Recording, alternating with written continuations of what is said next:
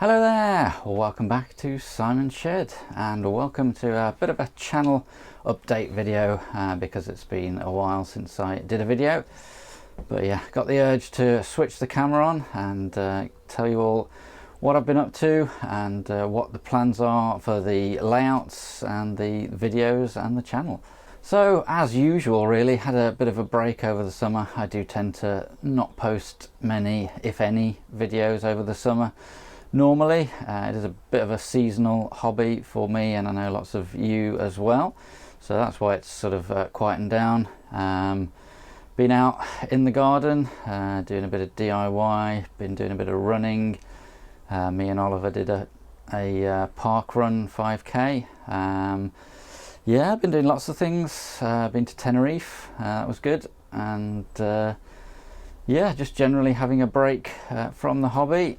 And towards the end of the year it does sort of start to pick up again, the model railway world. There are going to be some differences, I think, this year compared to this time last year. We had all the buzz around the TT 120 launch in the UK, so yeah, I don't think we're going to get quite that level of excitement about a completely new scale being launched in this country. But yeah, it does seem to have gone really well, judging by the comments in Hornby's annual report, which basically says they made a mistake and didn't order enough TT 120 sets to satisfy the demand. So yeah, looking very rosy on the TT 120 front, and I've spotted a few N-Gauge releases that I'm interested in coming out as well, so I have to have a look at those. But yes, I think this year it'll probably be more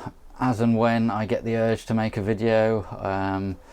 I'll just do it when I feel like it, and it'll be whatever I feel like filming, and it'll be out when it's ready. Basically is the idea. But last year, with you know, the buzz around TT 120 brought in a lot of views, which brought in for the first time an actual budget for the channel, which then allowed me to buy some more stuff to do more videos. But now that's all sort of calmed down rather a lot. The budget has very much gone, so yeah, very reluctant to spend much money on the hobby at the moment, unfortunately. Too many other bills to pay, but there's a lot of stuff we can do. But first, I think let's check out where we're at, starting with the N-Gauge layout, the Shed Valley Railway. So I did come in here over the summer from time to time. Must admit, it's not been switched on for a while, so let's do that. The only real change is quite a lot of spiders have moved in, so might need to evict them.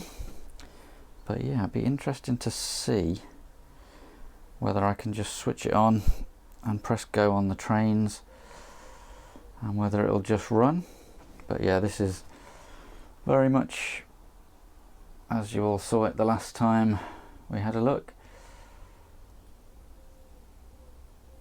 And I do love the fact that I can just come in here and run the trains on a kind of finished layout.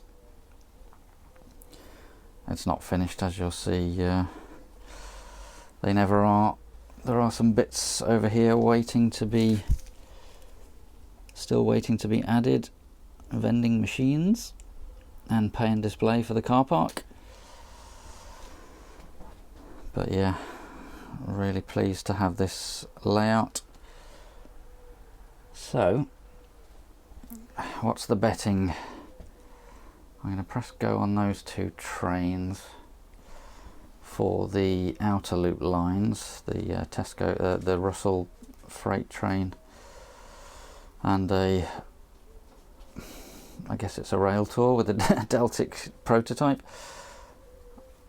going through Kidderminster. And let's see if Old Faithful, the Class 24 runs. I'm going to have to press pause to get to the Z21 app, but I'll try and restart the video as quickly as I can, and we'll go for No track cleaning, and we'll see if anything works. Whoa, good news. Can't quite believe that. I literally just pressed 50% speed on all of the trains, those 3 trains, and they just raced off. I've not touched the track. I guess the problem is going to be now they've disappeared underneath the layout, if any giant spiders have moved in. And also I've not even checked the points. Fingers crossed. They are set in the correct direction, that's good. Wow, I'm impressed with that. So we should get the trains appearing back through there in a sec. The suspense is killing me. Hey, here we go.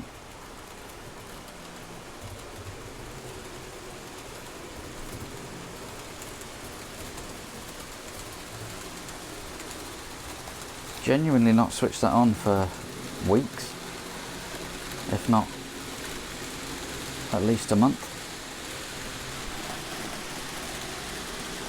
But good to see some trains running again.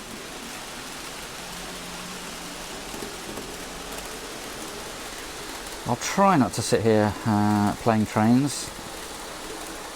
So let's get on with the next part of the video, which I think will be the TT120 layout.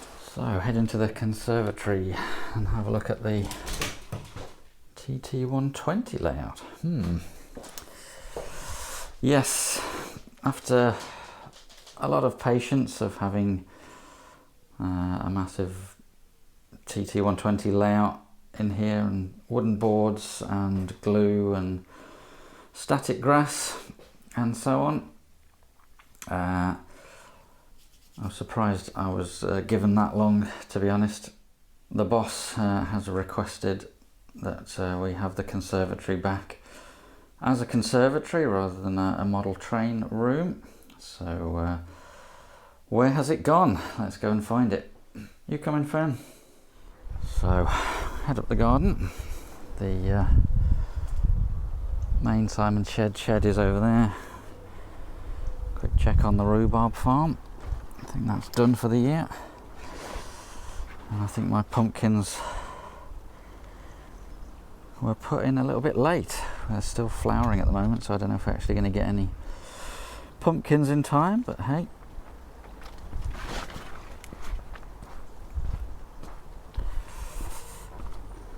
So yeah, the Simon shed is there, but remember in the initial TT120 videos, this was the drums shed for Oliver's drum kit, which, as you can see, is gone and has been sold on eBay. We still have a drum kit. This is my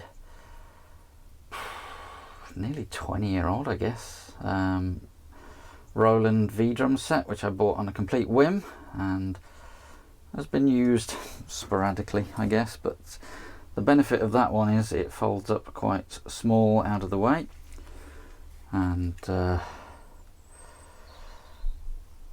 yeah, I guess doesn't need as much soundproofing. So yeah, this shed is very soundproofed. Not the this stuff. If you ever need to do soundproofing, this stuff is just nonsense. It does nothing at all.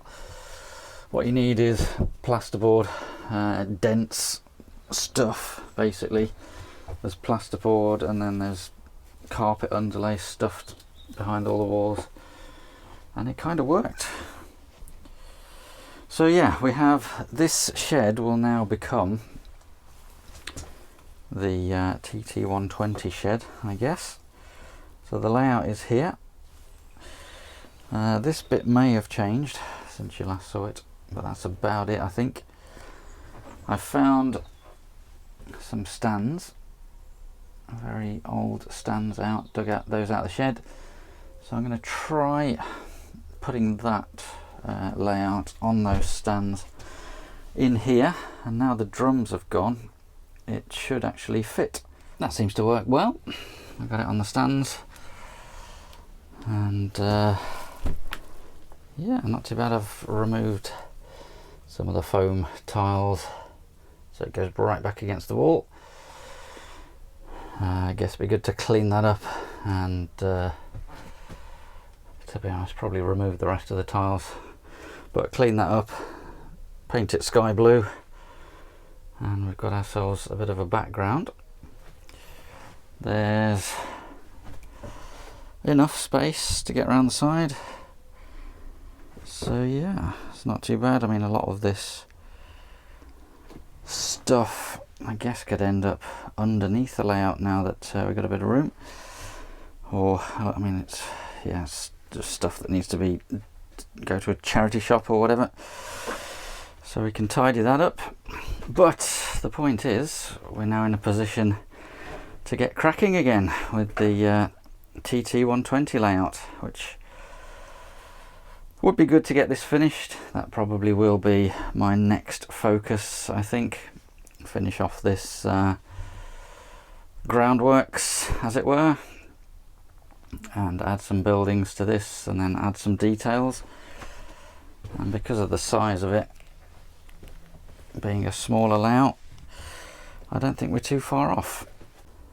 So I will get back into the swing of things on this layout, and basically as soon as I've got anything to show you, I will post a layout update and we'll take it from there. So yeah, I hope you've all had a great summer and getting back into the hobby too. But we'll leave it there for now. Thanks very much for watching. Please like and subscribe, and I'll see you soon. Cheers.